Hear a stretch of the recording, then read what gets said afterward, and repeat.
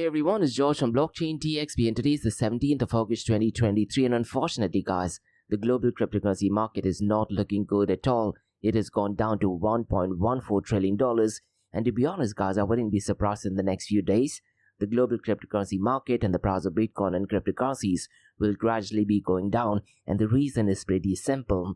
What happened is that the Federal Reserve Board, they had an FOMC meeting and in that meeting they actually discussed that there is a very high possibility or rather confirmation that they're going to be increasing the interest rate hike and that'll take place on the 19th of September I believe. So because of that guys, unfortunately the price of Bitcoin and cryptocurrencies has gone down. Now this in hindsight should be exactly the opposite because ideally when the Federal Reserve Board does actually increase the interest rate hike, people should have confidence in Bitcoin and cryptocurrencies and because of that the price of Bitcoin and cryptocurrency should actually go up, isn't it? But unfortunately that is not how the crazy world of cryptocurrency works. So in today's episode we'll very briefly touch base on that. Now listen guys, since the last few months there is massive news circulating regarding Bitcoin spot ETF, but what about Ethereum ETF? And a breaking news is that asset manager Valkyrie, they have filed for Ethereum futures ETF. Now mind you guys, futures ETF is different to a spot ETF. So we'll definitely go ahead and discuss what the breaking news is all about. And along with that, there is also discussion of Ripple's XRP to go ahead and launch a spot ETF. So we'll definitely go ahead and discuss that in today's episode. Now the next news guys is really interesting and whether we like it or not, central bank digital currencies are definitely going to be a massive force in the finance industry. And as I mentioned in my Crypto and Coffee Date podcast guys, Republicans are definitely not in favor of central bank digital currencies and to be honest I 100% agree to it. And in today's news we'll go ahead and discuss where a Republican congressman is actually planning on banning central bank digital currency. As a matter of fact, he's also gone ahead and said that banning central bank digital currency is actually essential to America's fintech future. So definitely powerful stuff and I 100% agree to it. And guys, if you're a Democrat, you might be an advocate of central bank digital currency and you might not be an advocate of Bitcoin and cryptocurrencies. So we'll definitely go ahead and touch base on that once again. And guys, listen, last week PayPal made quite a lot of news and that was regarding the stablecoin. And they have a partnership with one of the leading hardware wallet developers that is called as Ledger. And Ledger has actually announced that they are having US PayPal integration. So we'll definitely go ahead and discuss the impact of that news. And finally guys, we have some really interesting and mysterious related information. And that is to do with Bitcoin that was actually mined going back to 2010. And could it be possible that Satoshi Nakamoto is back and he wants some of his Bitcoins back? So what has happened is that more than 1000 Bitcoin, as a matter of fact 1005 Bitcoin, that was mined in 2010. And mind you guys, these are virgin coins, which means they haven't been moved ever since they were minted. So we'll definitely go ahead and discuss that in today's news. So quite a lot to cover guys in today's episode, and like we do in every Crypto and Coffee Date podcast, I'm going to be discussing two news from Dubai, UAE and the Middle East. And both the news guys has to do with VARA, that is Dubai's regulatory authority, called as Virtual Asset Regulatory Authority. Now the first news guys is to do with fines. And they have published a notice for some really heavy fines for Open Exchange, also called as OPNX Exchange. So we'll definitely go ahead and discuss that. And the second news guys is that VARA and DET, that is Dubai Department of Economic and Tourism, they have joined forces to establish best-in-class market assurance standards for virtual assets. So definitely positive news I guess. So quite a lot of cover guys in today's episode. So let's kick start with it right away. Welcome to the Crypto and Coffee Date, the daily podcast that keeps you up to date on all latest developments in the world of cryptocurrencies, blockchain and NFTs. Join us Monday to Friday as you kick off your day with a cup of coffee and a deep dive into the exciting and rapidly evolving world of digital assets. We'll cover the latest news and trends in the cryptocurrency and blockchain space, as well as delve into the growing world of NFTs or non-fungible tokens and metaverse. Plus, we'll keep you updated on the latest developments from Dubai, UAE and the wider Middle East region. Whether you're a seasoned crypto enthusiast or just getting started, Crypto and Coffee Date has something for you. Our expert host will provide insight and analysis on the most important topics in the industry and help you stay up to date on the latest developments. They'll bring you interviews with leading figures in the crypto and blockchain space and explore the ways in which these technologies are changing the world around us. From the impact on traditional financial systems to the potential for revolutionizing industries and transforming societies, we'll cover it all on Crypto and Coffee Date. So tune in and join us for a daily dose of Crypto and Coffee Date and let's stay ahead of the curve together. We'll start your day off right with the most important news and insights from the world of cryptocurrency, blockchain and the metaverse, and help you navigate this exciting and rapidly evolving landscape. In Crypto and Coffee a Day, the daily podcast covers the latest developments in the world of cryptocurrency, blockchain and the metaverse. We'll also bring you updates on the latest news from Dubai, UAE and wider Middle East region. This also includes a range of topics such as developments in the local and blockchain industry, including new projects and initiatives, regulatory updates, and policies related to cryptocurrency and blockchain in the region, local and regional events and conferences focused on crypto and blockchain, interviews with leading figures in Dubai, UAE and Middle East crypto and blockchain community, coverage of any significant news or events related to cryptocurrency and blockchain in the region. By covering these local and regional developments, in addition to the wider world of cryptocurrency and blockchain, Crypto and Coffee a Day aims to provide a comprehensive overview of the industry and its impact on the Dubai, UAE and Middle East region. Now before we kickstart today's episode, I have an important message, so check this out. Thank you to our sponsors for being part of the Blockchain DXB journey. Firstly, Advanced Media.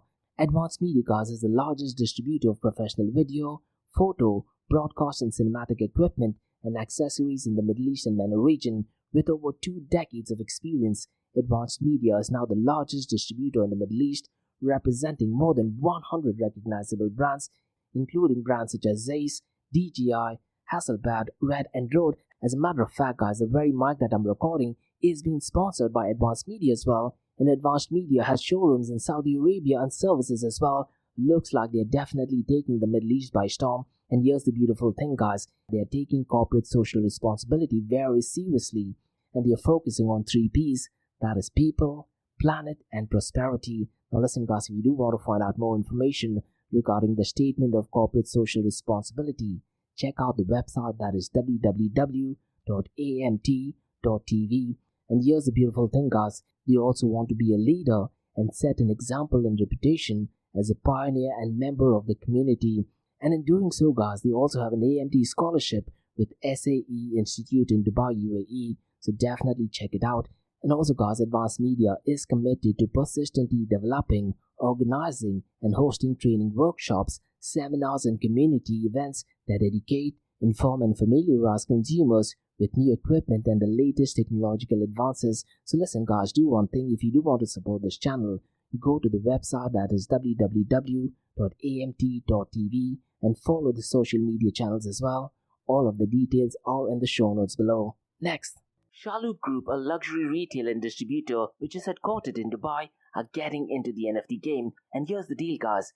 They are not just getting into the NFT and metaverse space, they are going to be shaping the NFT, metaverse and Web 3.0 space, which I believe is excellent not just for Dubai and UAE, but also for the global cryptocurrency community as well. And guys, Shalhoub Group's Web 3.0 sneaker brand called Soulmates revealed their first NFT collection on the 12th of April. Now what is really interesting is that it's called as Soulmates, so it's spelled as S for sugar, O for orange, L for Larry. Now instead of E, they've replaced it with Web3, and it is the number 3, mates.xyz. And guys, listen, Shalhoub Group has over half a century's worth of experience in luxury goods, and them getting into the NFT space is a massive deal. Now if you're a sneakerhead, you definitely need to check out soulmates.xyz. And once again, guys, the number is 3 instead of an E. It has all the information, and in the show notes below, you'll get all the information. And listen, guys, if you want to be an early adopter, you can also pre-mint it at www.premint.xyz/soulmates.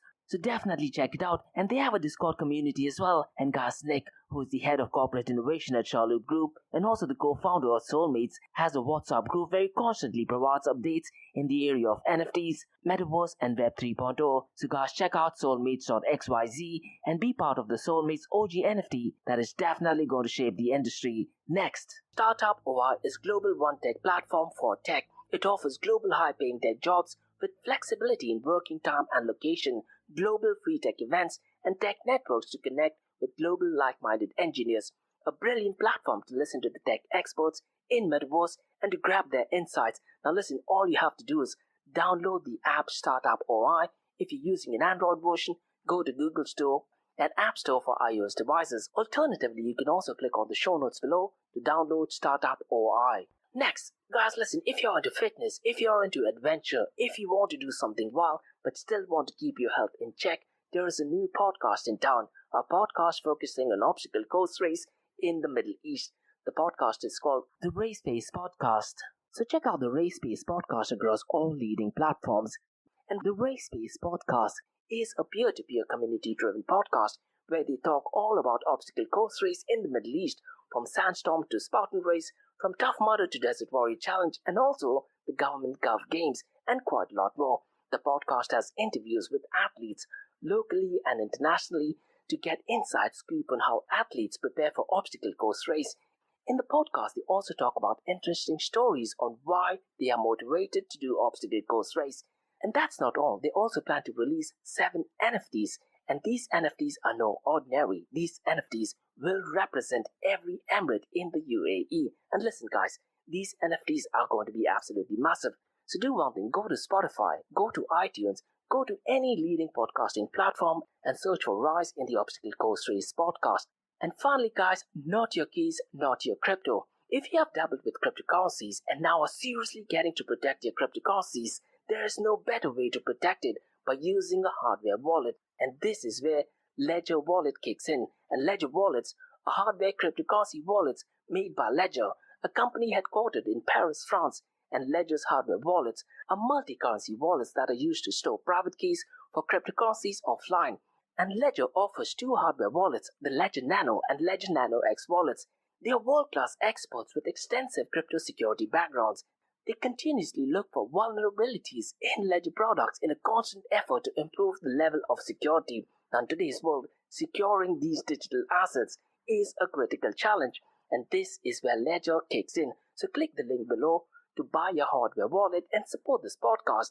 It is a brilliant way to support this podcast. So what are you waiting for? The link is in the show notes below.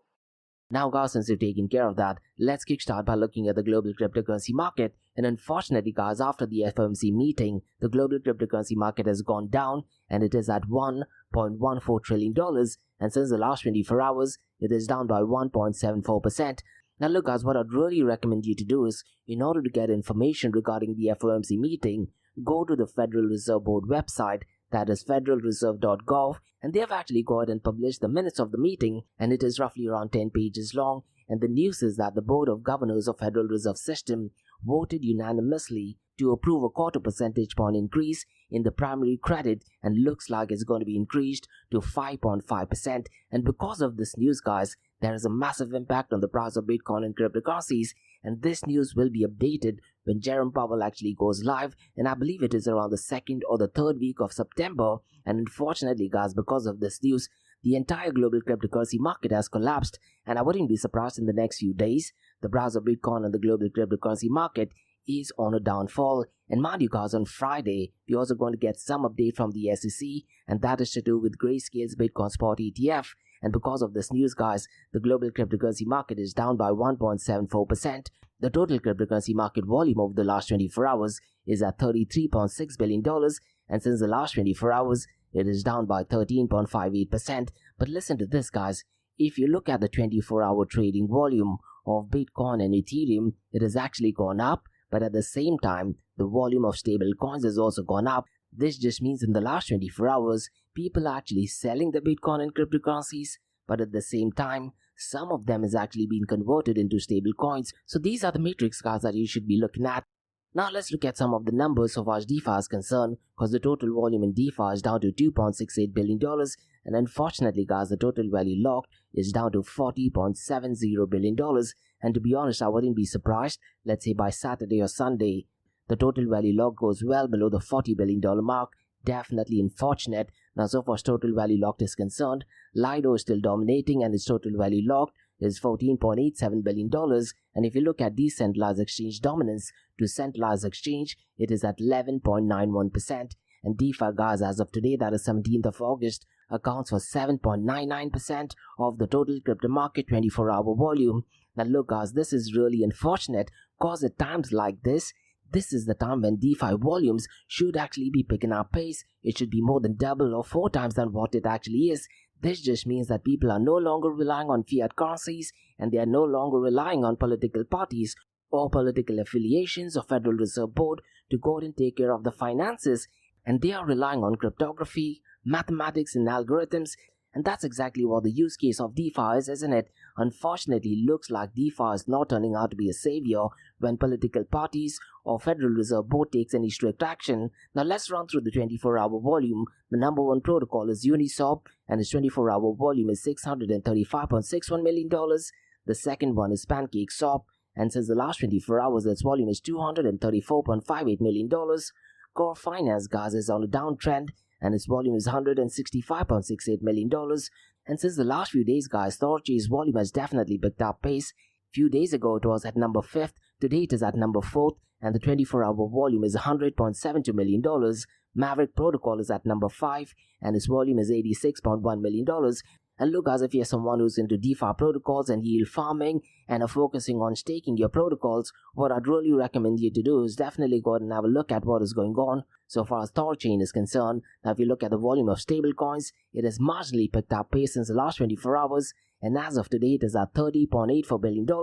And stablecoins, guys, despite the volume increasing, is actually accounting for a lesser percentage of the total crypto market 24-hour volume, and as of today, it is at 91.66%. And the reason that is pretty simple: people are actually trading a lot of the Bitcoin and cryptocurrencies.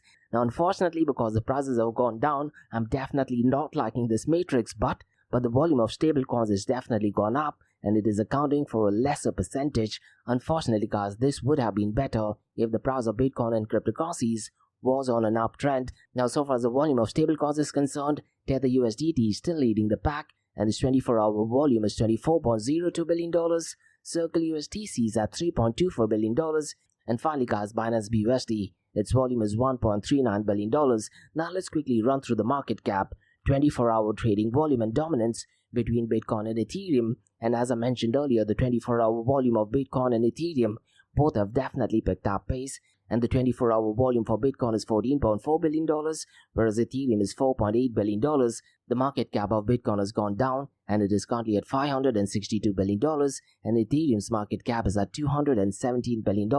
If you look at the dominance, guys, the dominance of Bitcoin has definitely picked up pace, and as of today, it is at 49.31%, and Ethereum is 19.10%. And look, guys, when the news was out regarding Ripple not being deemed as a security, the dominance of Bitcoin and Ethereum had gone down, and the price of Ripple did actually pump up to the moon, but looks like the SEC is still fighting the case, and because of that, looks like the price of Ripple has gone down, and the dominance of Bitcoin and Ethereum has gone back again. And if you look at it via coin market cap, guys, at one point of time for a few days, Ripple or XRP had definitely overtaken Binance BNB chain, but unfortunately, Binance BNB chain has definitely picked up pace, and it is currently at number 3rd. Now, before we look at the price of Bitcoin, Ethereum, and Binance BNB chain like we do in every Crypto and Coffee a Day podcast, let's quickly run through decentralized apps that are currently working on Binance BNB chain. And look, guys, 2023 is not turning out to be the best year for Binance, but if you look at the numbers, guys, to be honest, compared to other blockchain protocols, let's say like Ethereum, EOS, or Cardano, I definitely do like the numbers of Binance BNB chain. Does this mean that what Binance BNB doing is 100% right? Definitely not. It could also be possible that there are some real heavy manipulation going on, but let me just run through the decentralized apps that are currently working on Binance BNB chain. Now, mind you guys, what I'm looking at first is the fiat value of incoming token transfers from unique active wallets to decentralized app smart contract over a period of time. And the first protocol, guys, is PancakeSwap version 3. And so far as the dollar amount is concerned, and I'm really hoping that this numbers reflect a 24-hour period of time, it is $332.91 billion. And if you look at the number of unique active wallets interacting or performing transactions with decentralized app smart contract over a period of time, it is roughly around 53,400, and it could be extremely possible that there are more people actually interacting with this smart contract. Now, the second protocol, guys, is PancakeSwap version 2, and if you look at the dollar amount, it is at $126.73 million, and if you look at the number of people interacting with this smart contract, it is 50,680. The third protocol, guys, is Venus Protocol, and if you look at it in terms of dollar amount, it is at $109.2 million, and the number of people interacting with the smart contract is 1,620. The fourth decentralized apps that is working on Binance BNB chain, so far as the dollar amount is concerned, is Alpaca Finance, and the amount is $14.75 million, and the number of people interacting or performing transaction with decentralized app smart contract, hopefully since the last 24 hours, is only at 48. And mind you guys, this does not mean that only 48 people are using it. What this means is that there are 48 smart contracts, and under this smart contract, there might be hundreds if not thousands of people interacting with the dApp. And the number 5 decentralized app working on Binance BNB chain is Radiant, and if you look at it in dollar amount, it is $12.63 million. And finally guys, if you look at the number of unique active wallets interacting or performing transactions with decentralized app smart contract over a period of time for Binance BNB chain, is 815. Now the next protocol guys that I'm going to be discussing is called as eCash. And look guys, if you've been in the Bitcoin space or if you're a Bitcoin maximalist, you should definitely know by now what eCash is, or even if you're a fan of Bitcoin Cash, you should know what eCash is. So in today's episode, let me very briefly run through what eCash is. Now just to give you some outset guys, Bitcoin in 2017 had a fork, and there was so much drama going on, and that was because of the block size. So what happened is that Bitcoin got forked into Bitcoin Core and Bitcoin Cash.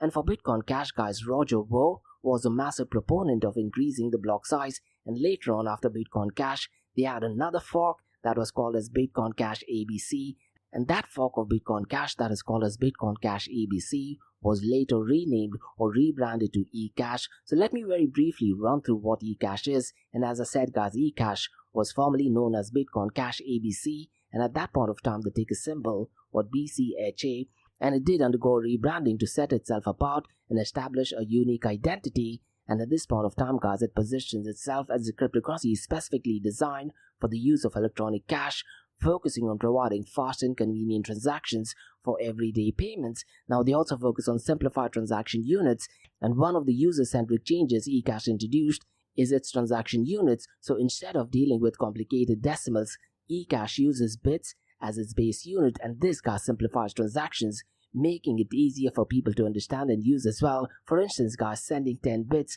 is more intuitive, let's say for sending 0.000100 of any other cryptocurrencies, so it does become a bit easier for user experience. Now the key driving force behind eCash guys is a software developer called as Amaury Sachet, and he's a prominent figure in the cryptocurrency space, and he did play a crucial role in the development of Bitcoin Cash.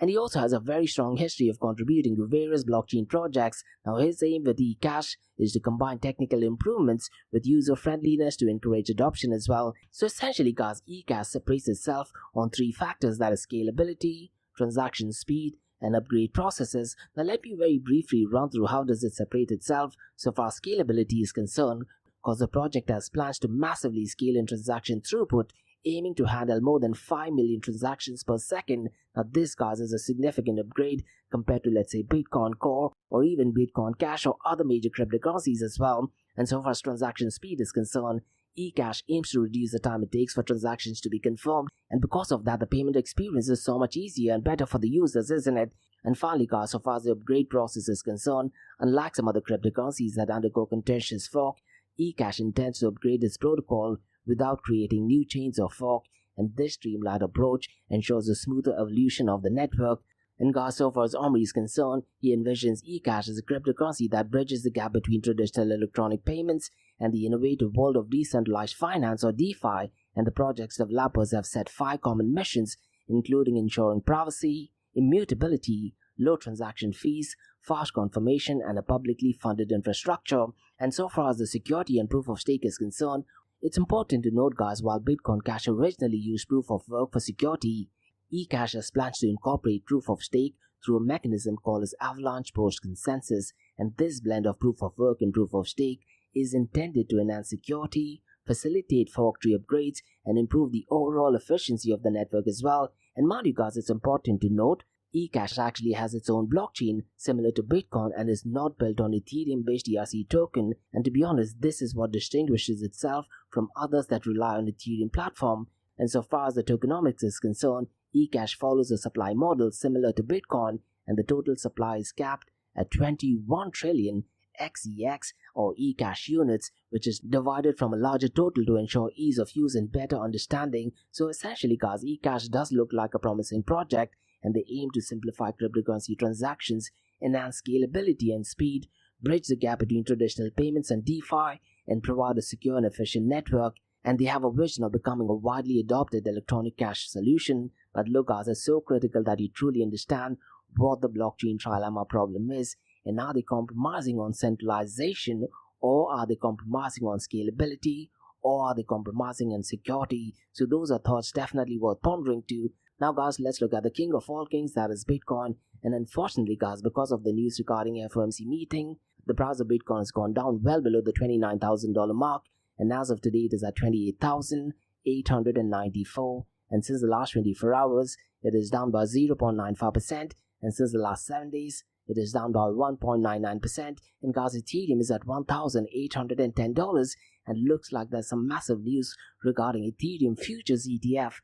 And could it be possible that once Ethereum's future ETF is approved, the price of Ethereum will pump up? Most likely yes, but since the last 24 hours, Ethereum or ETH is down by 0.88%, and since the last 7 days, it is down by 2.24%. Binance BNB Coin guys is at $236. Since the last 24 hours, it is down by 2.49%, and since the last 7 days, it is down by 4.77%. Now look guys, the massive news that is circulating right now, particularly in the world of Ethereum, is Ethereum Future ETF. And mind you guys, this is different to Ethereum Spot ETF. An asset manager Valkyrie filed for Ether Futures ETF, or exchange traded fund, with the US Security and Exchange Commission, and they did that on the 16th of this month. And as per the application guys, the fund will not directly invest in Ether, but will seek to purchase a number of ETH futures contracts. And look guys, this directly or indirectly should not be impacting the fundamentals of Ethereum, but because of news such as this, I'm pretty much sure the price of ETH or Ethereum will pump up. And guys, it's important to note that according to Valkyrie's application, the ETF investment in ETH futures contracts will be limited to 8,000 contracts per month, which is in compliance with position limits, which is established by CME, that is Chicago Mercantile Exchange. And future contracts guys are standardized agreements to buy or sell an asset at a future point at a specific price. And if approved guys, investors will be able to wager on future prices of Ethereum through ETF. Now if you do want to find out more information guys, there is a tweet circulating right now by Eric Balkanis, and he is the senior ETF analyst at Bloomberg, so definitely feel free to check it out. But what about an XRP or Ripple Spot Bitcoin ETF? And that would be an absolutely massive news. And James Seyfert guys, who I believe guys I've mentioned consecutively since the past 3 days, he was actually on a podcast called as Thinking Crypto Podcast, and in that podcast he actually discussed Ethereum ETF and the possibility of an XRP Spot ETF as well. And look guys, it is extremely possible. Now what I'd really recommend you to do is go to YouTube and look out for Thinking Crypto Podcast, and I believe the interview is well over 40 minutes long, but they have timelines as well. And if you do want to listen to a discussion on Ethereum and XRP, look at the timeline and definitely check it out. And to be honest guys, I wouldn't be surprised if the likelihood of XRP Spot ETF is much better than, let's say, Bitcoin Spot ETF. Now what are your thoughts guys? Do you agree to it or disagree to it? Mention them in the comments below. Now guys, let's discuss some fascinating news, and that is regarding central bank digital currency. And US Congressman Warren Davidson has rallied against central bank digital currency, stating that enacting a ban on these instruments is absolutely essential for the future of fintech industry in America. Now mind you guys, when Facebook did actually launch or was trying to launch the Libra project, Warren Davidson was definitely a massive detractor of the project. And actually at the Senate hearing, he did actually ask the CEO, or that is Malcolm DeMorris, regarding shitcoins. And he actually said the word shitcoins, and he asked her to explain what shitcoin is. And they were definitely not advocates of Libra projects. Now going back to the news regarding CBDCs, Warren Davidson explained that many people wrongly conflate cryptocurrencies with CBDCs when they are two completely different concepts.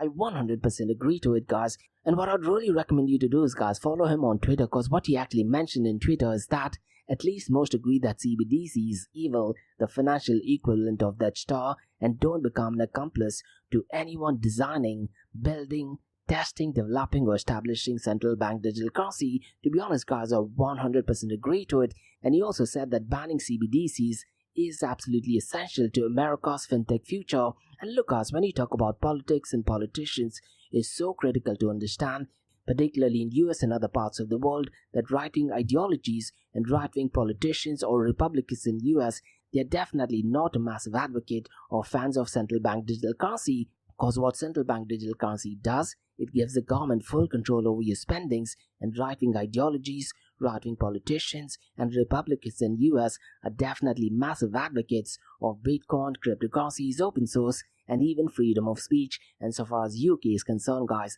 the Conservatives do follow similar ideologies as well. The Labour Party in UK are definitely not massive advocates of Bitcoin and cryptocurrencies. Now guys, let's discuss some interesting news, and that has to do with PayPal and Ledger, which is an hardware wallet. Did actually announce US PayPal integration, which actually lets users buy cryptos from within the app. And to be honest guys, this is an absolutely massive news, because of this new integration, verified PayPal users in the US will be able to buy Bitcoin, Ethereum, Bitcoin Cash, Litecoin directly to Ledger Live. And to be honest, this is an absolute breaking news, and I'll be really curious to check how many people in US do actually have the Ledger wallet. And guys, it's important to note that Ledger Live previously allowed users to buy crypto through partners, that is MoonPay, Transact, Ram, Simplex, and quite a lot of other. And looks like to Ledger, PayPal is the newest addition to the list. And guys, when a user purchases crypto through PayPal via Ledger Live, it is immediately sent to the user's wallet, and no withdrawal process needs to be initiated by the user. So definitely positive news. And Ledger chairman and CEO Pascal Gauthier did actually claim that combining Ledger Live with PayPal will make crypto transactions simpler while also not compromising on security. So definitely positive news. Now guys, let's discuss some really fascinating and mysterious news, and that is regarding 1005 Virgin Bitcoins that were actually mined way back in 2010, and looks like they are on the move. And listen guys, if you're on Twitter, you definitely need to follow Whale Alert, and I'm pretty much sure Whale Alert has some kind of bots that are automatically connected to the Explorer, and whenever they find some new transactions or something mysterious, it automatically posts it via Twitter. And Whale Alert mentioned via Twitter that a dormant address containing 1005 Bitcoin, which is roughly around $29 million, has been activated after 12.8 years. And look guys, because of the open nature of Bitcoin, absolutely anyone can go ahead and validate this transaction. So if you want to go ahead and validate the transaction and maybe want to show it to someone, look at the show notes below. You can actually see the transaction. So the big question is guys, is Satoshi Nakamoto back? Because if you look at it, 1005 Bitcoins going back to over 12 years and having the private key untouched is definitely something interesting. And could it be possible that these Bitcoins do actually belong to Satoshi Nakamoto? To be honest, I really am not sure. Now those were the news guys from Crypto and Coffee Date from Blockchain DXB. Now let's quickly look at two news from Dubai, UAE and the Middle East. And both the news guys has to do with VARA, that is Virtual Asset Regulatory Authority, which is a Dubai's regulatory authority body. And the Virtual Asset Regulatory Authority has imposed fines on OPNX exchange as a result of their violation of regulatory guidelines. And to be honest guys, I did cover this news, and I believe that was roughly around 2 minutes ago. And you can also go ahead and find out this news on VARA's official website, that is vara.ae. And what the news actually states is that operating under the name of Open Technology Markets Limited, OPNX has been in the spotlight following prior notification issued by VARA on 12th of April and even on the 27th of April 2023. And VARA has taken two forms of punitive action against OPNX in light of the infraction, and in a notable penalty guys, OPNX exchange has been levied with a fine of amounting to 10 million dirhams due to committing a market offense, which is a breach of regulation 8.8.3 of the Virtual Assets and Regulatory Activated Regulations for the year 2023. And this substantial fine guys was officially imposed on the 2nd of May 2023. And here's the interesting bit guys, because the fines still remains unpaid. Additionally guys, in relation to advertising regulations specified as Administrative Order 0122, VARA had imposed a fines of 200,000 individually on 4 key figures associated with OPNX exchange, and these individual guys is Kyle Davis, Suzu, Mark Lamb, and CEO Leslie Lamb. And look guys, Kyle Davis and Suzu, they were massive advocates of Ethereum at one point of time, and they were found to be in violation of the guidelines. So the fines guys issued to these 4 individuals were also handed down on May 2nd, 2023. And notably guys, all of these fines have been fully paid by respective individuals. Now let me try to give out some more bits and pieces of information guys, because following meticulous governance requirements, the Grievous Committee undertook an evaluation of the referred grievances and ultimately concurring with the decision to uphold the enforcement actions in the entirety. And it is pertinent to acknowledge that due to a non-payment of the substantial amount of 10 million dirhams, fined by Open Technology Markets Limited, Vara is compelled to consider subsequent measures aimed at rectifying the situation, and these prospective actions may encompass further financial penalties, additional fines, and the potential initiation of processes geared towards recovering the unpaid sum. And Vara reserves the right to explore a range of strategies, including the involvement of law enforcement agencies or competent courts, to ensure that the issue is satisfactorily resolved. And guys, listen, it is imperative to note that this communication has been disseminated on a non-reliance basis, intended to raise awareness within the markets and provide information to consumers. And look guys, this aligns with Vara's fundamental role as the authoritative entity entrusted with regulations, licensing, supervision and oversight of virtual asset services within the Emirates of Dubai. And Vara wields the authority to monitor and implement enforcement actions and respond to any instances of non-compliance with its regulations or other form of misconduct. However, it is also crucial to emphasize that this notification should not be misconstrued as a substitute for individual investors conducting their own due diligence, and importantly, this communication does not constitute professional or legal advice, serving solely to impart information in a straightforward manner. And finally, Vara's jurisdiction is well defined as a competent entity responsible for regulating, supervising and overseeing virtual asset services across the Emirates of Dubai, with the exemption of DIFC, that is Dubai International Financial Center. So look this news regarding fines of OPNX Exchange, and because this news is associated with Carl Davis and Suzu, Mark Lam and Leslie Lam, is definitely making quite a lot of buzz in the cryptocurrency world. Now let's discuss the second news, and this is the positive news, because the news is that Vara and Dubai Economic and Tourism have joined forces to establish best-in-class market assurance standards for virtual assets. So let me just very briefly run through what this news is all about, because the Dubai Department of Economy and Tourism and Virtual Asset Regulatory Authority in Dubai have collaborated to enhance virtual asset sector services, and they have signed a memorandum of understanding outlining a joint effort for unified citywide virtual asset market assurance. And the collaboration covers various aspects like customer care, inspection, registration, education and training, and this aims to ensure consumer protection and security standards across Dubai, including both mainland and free zones. And the initiative supports the transition of virtual assets ecosystem under Vara's regulatory purview, and the goal is to boost Dubai's contribution to the global new economy portfolio. And the Memorandum of Understanding strengthens Vara's commitment to transparency in market conduct adherence for virtual asset service providers. And the Memorandum of Understanding enables streamlined processes for virtual asset license issuance and inspections as well. And so far as DET is concerned, or the Department of Dubai Economic and Tourism, they will actually enforce penalties for non-compliance and offer support for virtual asset events. And the Virtual Asset Regulatory Authority of Dubai and the Dubai's Department of Economy and Tourism will collaborate on awareness campaigns and share data protocols as well. And the partnership will leverage Dubai Corporation for Consumer Protection and Fair Trade Department with virtual asset expertise, and they'll work together on marketing campaigns for consumer protection and virtual asset sector developments as well.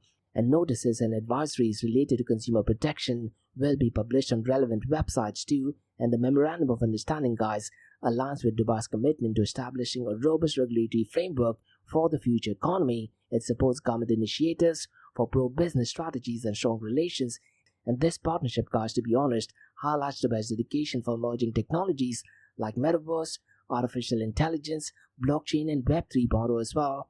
And the collaboration supports Dubai's economic agenda of D33. And overall, this effort aims to enhance Dubai's standing as an innovative and secure global hub for virtual asset operations. So definitely positive news. And those were the news on Crypto and Coffee Date from Blockchain DXB. In case if you have any feedback or suggestions, please drop me an email to info@blockchaindxb.com. Check out my website www.blockchaindxb.com, and also check out my other website area2071.com that talks everything about metaverse. And listen, if you like listening to this podcast, please click on the follow button, give it a 5-star rating and share the word across. And for the next few minutes it's going to be an Ask Me Anything series where you listeners can ask any questions regarding Bitcoin, blockchain, beyond blockchain, cryptocurrencies, NFTs, DeFi and metaverse. So let's get started with the Ask Me Anything series.